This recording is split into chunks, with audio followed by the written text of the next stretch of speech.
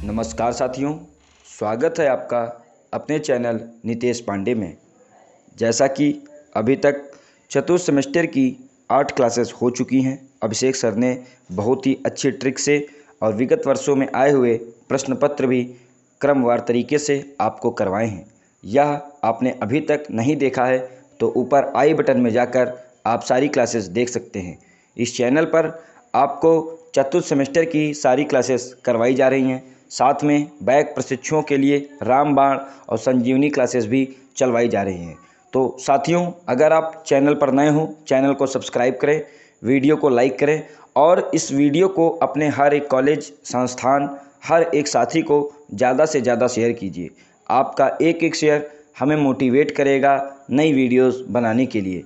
यह चैनल आपको daily classes करवा रहा है। तो साथियों, चैनल से जुड़िए और आज आप दशमलव संख्याओं का घनमूल निकालना अभिषेक सर के साथ सीखिए। नमस्कार साथियों, मैं अभिषेक आपका स्वागत करता हूं आपके अपने चैनल नितेश पांडे में। साथियों, डीएलएड चतुर्थ सेमेस्टर की इस गणित की क्लास में अभी तक आपने 3 यूनिट तक आप पढ़ चुके हैं। आज इस क्लास में मैं आपको यूनिट 4 करवाऊंगा, जिसमें 3 यूनिट तक आपने पूर्ण घनमूल, करणी वगैरह ये जो चैप्टर थे ये आपने देखे हुए हैं। आज ये चौथा चैप्टर है, पूर्ण घन संख्याओं तथा पूर्ण घन दशमलव का घनमूल। ये आज हम देखेंगे क्या कैसे होता है। तो चलिए स्टार्ट करते हैं आज का सेशन। तो इसमें सबसे पहले पूर्ण घन संख्याओं का घनमूल। आज इस कक्षा में मैं ये जो बता चुका हूँ उनको फुल बेसिक से आप पहले पुरानी कक्षाएं ज़रूर देखें, क्योंकि उसमें मैंने पूरे बेसिक से बताया है कि कैसे घनमूल निकाला जाता है, कैसे वर्गमूल निकाला जाता है। तो इस कक्षा में थोड़ी स्पीड ज़्यादा होगी, तो आप उन कक्षाओं को पहले देखिए। तो सबसे पहले पूर्ण घन संख्याओं का घनमूल। पूर्ण घन संख्याओं का घनमूल क्या होता है? जैसे 1728 है, इसका हमको घनमूल निकालना है, तो हम कैसे निकालेंगे चलिए देखते हैं। तो 1728 का निकालने के लिए सबसे पहले हम इसको गुणनखंड करते हैं। इसका गुणनखंड करते हैं 1728 को। 2 से काटेंगे, 2 8 16, 1 बचा, 2 6 12, 2 चक्कू 8। फिर 2 से काटेंगे, 2 चक्कू 8, 2 3 6, 2 दूनी 4। फिर 2 से काटेंगे, 2 दूनी 4, 2 एकम 2, 2 6 12। फिर 2 से 2 एकम 2, 2 8 16। फिर 2 से 2 पंचे 2 चक्कू 8। फिर 2 से 27 दूना 54। फिर 3 से 3 9 27, 3 3 9। ये सब आपको आता है, इसलिए मैं थोड़ा जल्दी कर रहा हूँ, क्योंकि ये सब मैं बता चुका हूँ। अब मैं इसमें कुछ क्वेश्चन बचे हुए हैं, इसीलिए मैं बता रहा हूँ ये चैप्टर में, तो मैं तो छुड़वा देता, लेकिन इसमें कुछ जो कंसेप्ट हैं वो बताना ज़रूरी है, इसलिए मैं बता रहा हूँ आपको। तो 1728 क्या आ गया? 1728 जो है ये इजिकल टू क्या हो गया? कितनी बार 2 है? 1 2 3 4 5 6, 6 बार 2 है, तो 6 बार गुणा कर लेंगे। 1 2 3 4 5 6, और 3 कितनी बार है? 1 2 3, 3 बार 3 है, 3 गुणे 3 गुणे 3। ठीक है। अब देखिए, अब इसके 2 कितनी बार है? 2 की पावर 6, 2 3 3। तो 1728 का घनमूल क्या निकलेगा? हमने बताया था कि घनमूल में निकालेंगे 2 गुणे 2 गुणे 2 गुणे 2 गुणे 2 गुणे 2। 6 बार हो गया, 3 3 6, और 3 बार 3, 3 गुणे 3 गुणे 3। तो इससे जो 3 ट्रिक होता है वो बाहर निकल आता है, यानी 2 गुणे 2 गुणे 3 ये बाहर निकल आएगा। तो इसका 2 दूनी 4 3 12, इसका मतलब ये 12 इसका आंसर हो जाएगा। बस यही है, 1728 का आप घनमूल निकाल लिए, यही आंसर है इसका। पूर्ण घन संख्या है ये, तो इसका हमने घनमूल निकालना सीख लिया। तो पहला कंसेप्ट ये हो गया, ये आसान था, ये मैं बता चुका हूँ पहले ही। लेकिन अब दूसरा, अब ये आपके लिए होमवर्क है। 2744, 40, 4099, 8000, 91125 के घनमूल निकालिए। ये आप अपना निकालिएगा, मैं बता चुका हूँ, अब मैं बताऊँगा। तो अब ये देखिए, अगला क्वेश्चन देखिए, 43200 को पूर्ण घन बनाने के लिए इसमें किस छोटी से छोटी संख्या का गुणा करना चाहिए? इस प्रकार प्राप्त पूर्ण घन संख्या का घनमूल को ज्ञात कीजिए। तो यही कंसेप्ट हैं जो बताना जरूरी हैं, इनको मैं बता रहा हूँ। 43200 को पूर्ण घन बनाने के लिए चलिए देखते हैं कैसे होगा ये। तो 43200, तो इसके सबसे पहले 43200 के हम गुणनखंड निकालेंगे। 2 से काटेंगे, 2 दूनी 4, 2 एकम 2, 2 छंग 12, 0 0। फिर 2 से काटेंगे, 2 एकम 2, 2 8 16, 0 0। ये सब आपको आता है। 2 पंचे 2 चक्कू 8, 0 0। दो पंचे 10, दो चक्कू 8, 0 0। फिर 2 से काटे 2 दूनी 4, 2 फिर 14, 0 0। फिर 2 से 2 एकम 2, 2 अट्ठी 2 एकम 2, 2 3 6, 2 पंचे 10, 2 0। फिर 2 से 2 छंग 12, 2 छंग 12 और 2 दूनी 4, 2 छंग 12, 1 बचा 2 फिर 14, 2 पंचे 10, 6 7 6 13, 5 18, 3 से कट जाएगा। 3 दूनी 6, 3 दूनी 6, 3 दूनी 6, 1 बचा 3 पचे 15। फिर 3 से काटेंगे 3 3 21, 1 बचा 3 पचे 15। फिर 3 से काटेंगे 3 दूनी 6, 3 पचे 15। ठीक है, 3 दूनी 6, 3 दूनी 1 बचा 3 पचे 15। 5 से काटेंगे 5 25, 5 से काटेंगे 5 1 5। अब देखते हैं इसके 3 3 का वो बनाते हैं, 1 2 3। ठीक है, बचा क्या 5 गुणे 5 शेष बचाता है। अब ये देखिए क्वेश्चन में क्या है, 43,200 को पूर्ण घन बनाने के लिए इसमें किस छोटी से छोटी संख्या को गुणा करनी चाहिए, इस प्रकार प्राप्त पूर्ण घन संख्या का घनमूल भी ज्ञात कीजिए। तो हमको पूछ रहा है कि किस छोटी से छोटी संख्या का गुणा करना चाहिए। ठीक है, तो हम किस छोटी से छोटी संख्या का गुणा करेंगे, आप लोग सोचिए। जब देखिए पूर्ण घन बनाने के लिए, अब देखिए ये था, इसमें 3 3 के भाई सबके जोड़े बनने हैं। ये जो हमने मजदूरी की है अभी तक, तो ये मतलब गुणनखंड निकाले हैं। तो हमने कंसेप्ट की बात सुनिए, ये 3 3 का जोड़ा बनाया, इसमें भी इसमें भी इसमें भी 3 3 का जोड़ा बन गया।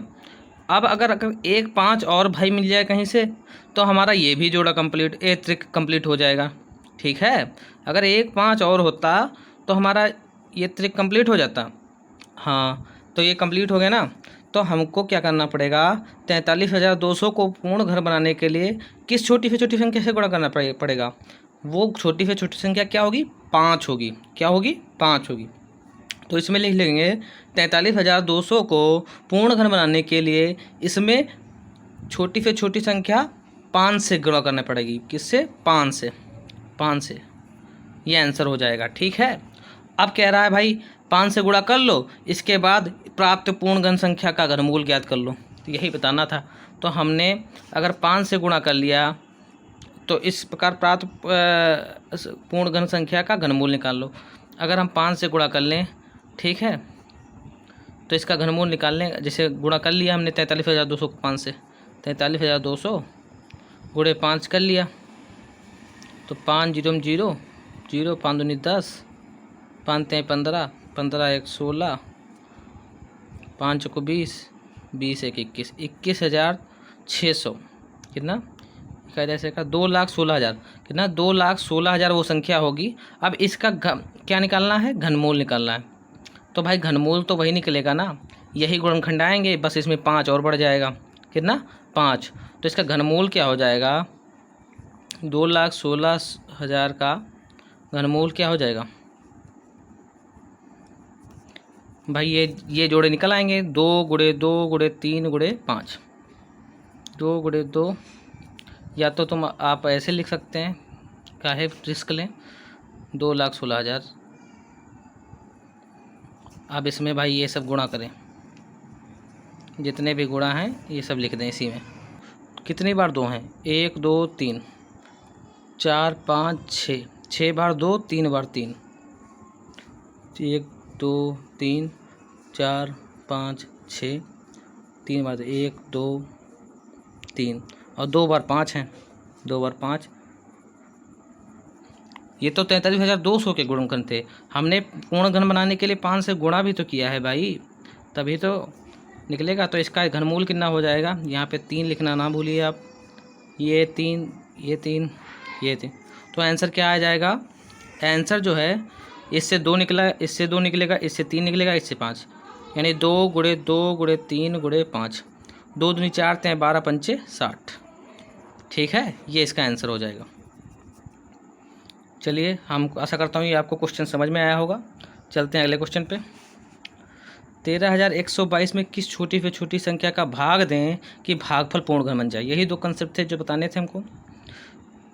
तो पहले हम 13,122 का गणनखंड निकालेंगे, तो ये आएगा, ये मजदूरी आप कर लेना, 2 गुणे 3 गुणे 3 गुणे 3 गुणे 3 गुणे 3 ऐसा आएगा गुणनखंड निकाल के।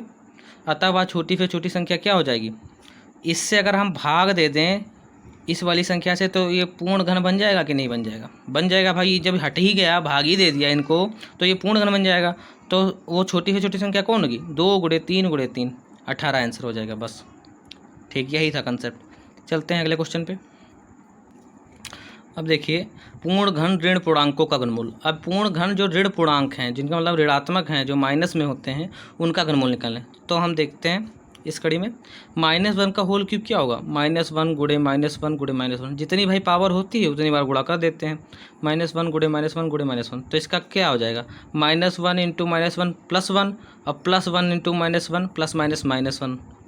अब भाई देखिए, -1 गुणे -1 किया तो ये माइनस माइनस प्लस हो जाएगा। 1 एकन 1, 1 हो गया। और 1 की गुणा फिर जब -1 से करेंगे तो 1 एकन 1, और ये वाला माइनस, तो कितना आ जाएगा? -1 ही तो आ जाएगा। ठीक, अब इसका घनमूल निकाल लें भाई। इसी -1 का घनमूल निकालेंगे तो जितना ये है होता है, जिसको 3 बार गुणा करते हैं वही आता है। यही आंसर -1। ऐसे ही -2 का होल क्यूब क्या आ जाएगा? -2 आ जाएगा। -3 का होल क्यूब -27 होता है, इसका घनमूल निकालेंगे तो -3 आ जाएगा। -4 का क्यूब क्या होता है? -64, इसका घनमूल निकालेंगे -4। तो इससे हमको क्या सीखने को मिला? इससे हमको सीखने को मिला, अगर हम किसी x का माइनस जो है x, मतलब कोई एक पूर्णांक है x, उसको अगर हम उसका घनमूल निकालते हैं तो क्या आता है? -x आता है, -x। यही आंसर। जैसे -4 का घन किया तो इसका जो घनमूल होगा वो भी -4 ही होगा। ठीक है, आशा करता हूँ आपको समझ में आया होगा। अब इस कड़ी में ये देखते हैं, -2197 का घनमूल कितना होगा? -2197 को हम जब मजदूरी करेंगे तो ये निकलेगा ना, -13 गुणे -13 गुणे -13, तो इसका आंसर क्या हो जाएगा? -13। आप ऐसे फैक्टर करके निकाल लीजिएगा अगर आपको शंका है। ठीक है, ऐसे ही 27 गुणे 64, इसको क्या लिख सकते हैं? 27 को 3 गुणे 3 गुणे 3 लिख सकते हैं। 64 को क्या लिख सकते हैं? 4 गुणे 4 गुणे 4, 3 3 9 27, 4 चक्कू 16 चक्कू 64। इससे 3 निकलेगा, इससे 4 निकलेगा, यानी 3 गुणे 4, आंसर कितना आ जाएगा? 12 आ जाएगा। ठीक है, ऐसे ही आप ये सब क्वेश्चन दे रखे हैं आपके बुक्स में, और ये आते भी हैं, बताना ज़रूरी है सब क्वेश्चन, माइनस वाले भी। तो इसको क्या लिख सकते हैं? -5 गुणे, इसीलिए बता रहा हूँ, ये आपकी यूनिट ख़त्म हो जाएगी आज। -5, इसका क्या है? 7 गुणे 7 गुणे 7, -5, इससे निकलेगा -5, इससे 7, -5/7 आंसर। ठीक है, चलते हैं अगले क्वेश्चन पे।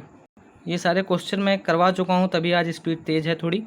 आप पहले प्रीवियस क्लास ज़रूर देखिए, अगर आपको सीखना है अच्छे से तो वो प्रीवियस क्लास ज़रूर देखिए, उसमें मैंने अच्छे से डिस्कस किया है कि कैसे क्या निकाला जाता है। तो आज थोड़ा फास्ट है स्पीड। चलते हैं अगला, दशमलव संख्या का घनमूल।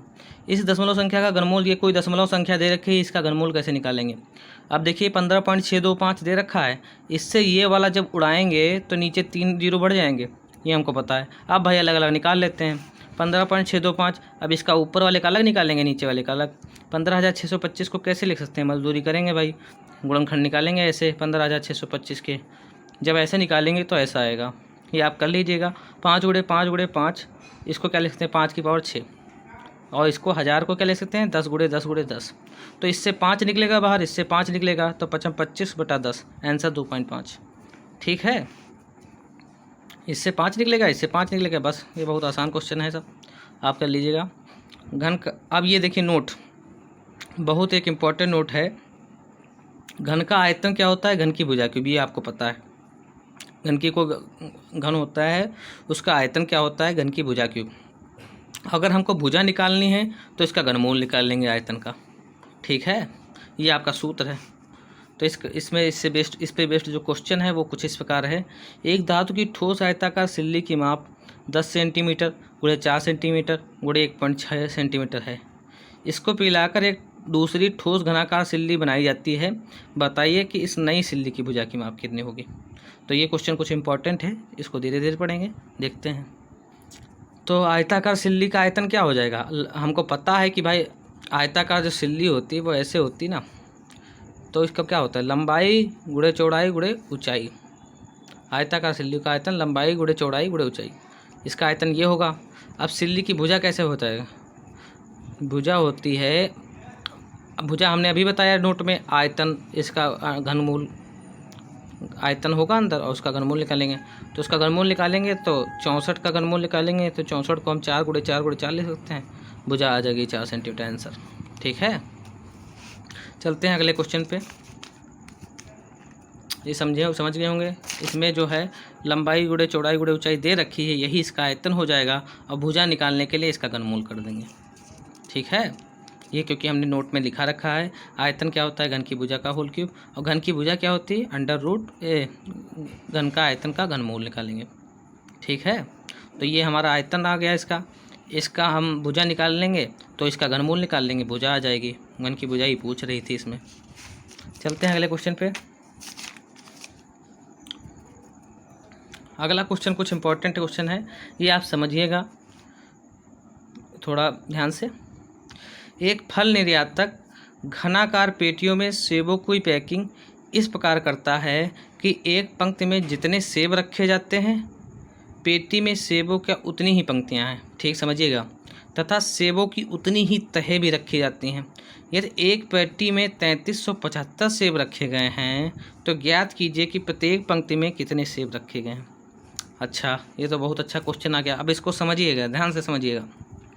एक फल निर्यातक घनाकार पेटियों में सेबों की पैकिंग, सेब समझ लो या अंडे समझ लो, कुछ भी समझ लो, इस प्रकार रखता है कि एक पंक्ति में जितने सेब रखे हैं। अब देखिए, मान लीजिए ये क्या है?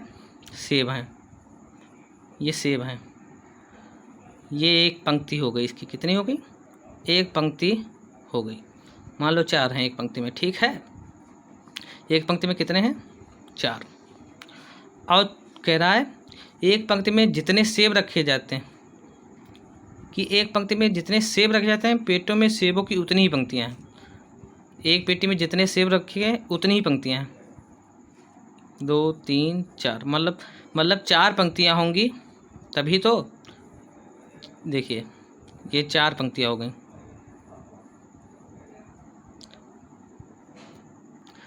ये देखिए, पंक्ति में जितने सेब रखे जाते हैं, पंक्ति में जितने सेब रखे जाते हैं, एक पंक्ति में जितने सेब रखे गए, एक पंक्ति में कितने सेब रखे गए? 4। 1 2 3 4। पेटी में सेबों की उतनी ही पंक्तियां हैं, उतनी ही पंक्तियां हैं। तो एक पेटी में 4 सेब रखे गए तो 4 पंक्तियां, 1 2 3 4, 4 पंक्तियां हो गई भाई। समझिए, एक पंक्ति में जितने सेब रखे जाते हैं, पंक्ति में वो पेटी में उतनी ही पंक्तियां हैं। तो 4 मतलब कि 4 सेब रखे गए एक पंक्ति में और उतनी ही पंक्तियां हो गई। ठीक है, अब तीसरी चीज़ क्या कह रहा है? तथा सेबों की उतनी ही तहें भी रखी है। तहें मतलब समझते हैं आप? मतलब एक ये पेटी हो गई, ये एक पेटी हो गई। अब इसके ऊपर दूसरी पेटी, अंडे की क्लिक ट्रे नहीं देखी, मतलब एक अंडे की ट्रे पूरी हो गई तो उस पर दूसरी वाली अंडे की ट्रे रख दिया, फिर दूसरी वाली अंडी पूरी हो गई तो तीसरी रख दिया गया, फिर तीसरी वाली पूरी हो गई तो चौथी रख दिया गया। तो मतलब 4 पंक्ति हैं तो उसमें 4 सेब हैं प्रत्येक पंक्ति में, तो 4 ही तहें होंगी। तो उसका मतलब क्या हो गया? मतलब उसका हो गया, इसका मतलब ये हो गया, उसका अगर हम प्रत्येक पंक्ति में सेब निकालें तो कितना हो जाएगा? 4 × 4 × 4 का घनमूल निकालेंगे तो तभी तो निकल पाएगा प्रत्येक पंक्ति में सेब। प्रत्येक पंक्ति में सेब क्या मतलब? इसका घनमूल निकालने पे। पहली चीज़ पंक्ति हो गई, दूसरे उसमें जितने सेब हैं उतनी पंक्ति, और तीसरी तहें, कितनी तहें रखी गई, तो उसका जो 4 ही घनमूल आ जाएगा। ठीक है, तो अब भाई अब अपन ये कंसेप्ट आपने सीख लिया। अब भाई क्वेश्चन पे पहुंचते हैं। तो इसमें भाई 3375 कुल सेब थे, तो इसका हम घनमूल अगर निकाल लें तो हमको प्रत्येक पंक्ति में हमको सेब पता चल जाएंगे, तभी हम घनमूल निकालते हैं। अगर इसमें तहें नहीं बोलता तो 2 ही होते हैं भाई, एक लाइन होते हैं, उतने सेब हैं, तो हम इसका वर्गमूल निकालते। घनमूल इसलिए निकाल रहे हैं क्योंकि एक तो पंक्ति हो गई, दूसरी उस पंक्ति में जितने सेब हैं उतनी ही पंक्ति हैं, तो 2 चीज़ें हो गई, और तीसरी क्या हो गई? उस पर तहें भी आ गई, इसलिए हम इसमें घनमूल निकालते हैं। तो आपको पता फ़र्क चल गया। अगर तहें भी बोले तो आप घनमूल निकालेंगे, अगर तहें नहीं बोले तो आप वर्गमूल निकालेंगे। ये कंसेप्ट बताना था, तभी मैं ये चौथी यूनिट करवा रहा हूँ, अदरवाइज नहीं करवाता। चलते हैं। तो प्रत्येक पंक्ति में सेब क्या हो जाता है? 3375 का घनमूल निकालेंगे तो क्या निकलेगा? 3 × 3 × 3 × 5 × 5 × 5। ये मजदूरी आप कर लीजिएगा। ठीक है, 3375 का ऐसे करके निकाल लीजिएगा आप। तो इसका 3 बाहर निकल आएगा, 5 ये बाहर निकल आएगा। ठीक है, तो इसका 3 × 5 = 15, ठीक, बराबर 15। अतः प्रत्येक पंक्ति में 15 सेब रखेंगे। कितने? प्रत्येक पंक्ति में भाई सेब निकल आए। ठीक, अब देखिए ये नोट है, कुछ संख्याएं ऐसी हैं जिन्हें दो घनों के योगफल के रूप में दो भिन्न भिन्न प्रकार से लिखा जा सकता है। ऐसी संख्याओं को रामानुजन हार्डी संख्या कहते हैं। ठीक है, कुछ संख्याएं ऐसी हैं जिन्हें दो घनों के योगफल के रूप में लिखा जाता है, मतलब उनको दो घनों के रूप में लिखा जाता है। ऐसी संख्याओं को क्या कहते हैं? रामानुजन हार्डी। ये 1 नंबर में आपके उसमें बहुकल्पी में क्वेश्चन आ सकता है, इसलिए आप ये ध्यान रखिएगा कि रामानुजन हार्डी संख्या किसे कहते हैं। तो रामानुजन हार्डी संख्या क्या होता है? 1729 को जब हम निकालेंगे तो 1728 + 1 लिख सकते हैं। 1728 जो है 12 का घन होता है, ये आपको पता है, और 1 जो है 1 का घन होता है। ठीक है, तो इसको हम ऐसे भी लिख सकते हैं, दो घनों के रूप में लिख सकते हैं, 12 का क्यूब और +1 का क्यूब, तो ये 1729 हो जाएगा। ऐसे ही 1729 क्या होता है? 1000 + 729 लिख सकते हैं। 1000 क्या मतलब 10 का होल क्यूब + 9 का होल क्यूब, तो दो घनों के रूप में लिख लिया। तो भाई 1729 हमको पता चल गई कि रामानुजन हार्डी संख्या है। तो आपको पता चल गई कि 1729 हमारी रामानुजन हार्डी संख्या है। तो यही था आज का, ये चौथी यूनिट ख़त्म हो गई आपकी। अब अगली कक्षा में मैं सोच रहा हूँ पहले आपको ट्रिग्नोमेट्री करा दूँ, जो ज़्यादा इम्पोर्टेंट है। अगली कक्षा में मैं पहले ट्रिग्नोमेट्री करवाऊँगा, तो आप बने रहिएगा, और उसके बाद मैं चैप्टर पूरे करवाऊँगा। सिलेबस आपका पूरा होगा, लेकिन मैं सोच रहा हूँ तो थोड़ा पहले हार्ड वाले चैप्टर पहले करवा दिया जाए, जिससे आपकी तैयारी अच्छी हो जाए। तैयारी आपकी अच्छी हो जाएगी तो आप 25 में 25 नंबर लाने में पूरे चांसेस हैं आपको। तो आशा करता हूँ आपको वीडियो पसंद आई होगी। पसंद आई है तो प्लीज़ लाइक कर दीजिए, और कमेंट में ज़रूर बताइए कि कमेंट नहीं करेंगे तो हम सबको पता नहीं चलता कि कैसी लग रही वीडियो बच्चों को। तो बताइए ज़रूर कि कमेंट में कैसी लगी, और कुछ भी कमी लग रही है आपको तो वो भी बताइए। ये नहीं कि सिर्फ तारीफ़ करनी है और कुछ कमी लग रही है वो भी बताइए। तो और ऐसे ही आप देखते रहिए, हमारे चैनल पर सारे सब्जेक्ट की तैयारी कराई जा रही है अच्छे से। आपका हर एक चैप्टर्स कंप्लीट कराया जा रहा है, इंग्लिश की भी, गणित की भी, विज्ञान की भी, जितने भी सारे सब्जेक्ट हैं, हिंदी की भी, जितनी भी सब्जेक्ट हैं उनकी तैयारी अच्छे से हो रही है। आप कहीं और जाने की ज़रूरत नहीं है। और इन सब का स्टडी मटेरियल हमारे टेलीग्राम ग्रुप पे पड़ा हुआ है। टेलीग्राम ग्रुप का लिंक हमारे वीडियो के डिस्क्रिप्शन में है, वहाँ से जाइए, आप अच्छे से ज्वाइन कीजिए। ज्वाइन करेंगे तो वहाँ पे आपको इस जितना भी डीएलएड से संबंधित स्टडी मटेरियल वहाँ पे मिल जाएगा, आपको प्राप्त हो जाएगा।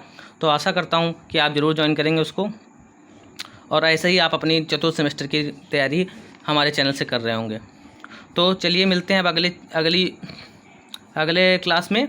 और अगली क्लास में कुछ ज़्यादा अच्छा और ट्रिग्नोमेट्री बेसिक से पूरा चैप्टर होगा। ये आपका वर्गमूल घनमूल वाला चैप्टर अब जाके पूरा ख़त्म हो गया है, जिसमें 4 यूनिट थी, चारों यूनिट ख़त्म हो गई हैं। अब पाँचवीं यूनिट में प्रायिकता है, वो मैं बाद में करवाऊँगा। और करवाऊँगा, ये ना सोचिए कि करवाया नहीं जाएगा, करवाया सब पूरा सिलेबस जाएगा। लेकिन अब पहले मैं सोच रहा हूँ ट्रिग्नोमेट्री करवा दूँ, जो थोड़ा टफ माना जाता है, बच्चों को थोड़ा टफ लगता है, तो वो मैं पहले करवा दूँगा। उसके बाद आगे की कक्षाएँ चालू रहेंगे। तो आशा करता हूँ अच्छा लगा होगा। आशा अच्छी लगी है तो वीडियो को ज़रूर लाइक कर दीजिए। तब चलिए मिलते हैं अगले क्लास में, तब तक के लिए नमस्कार।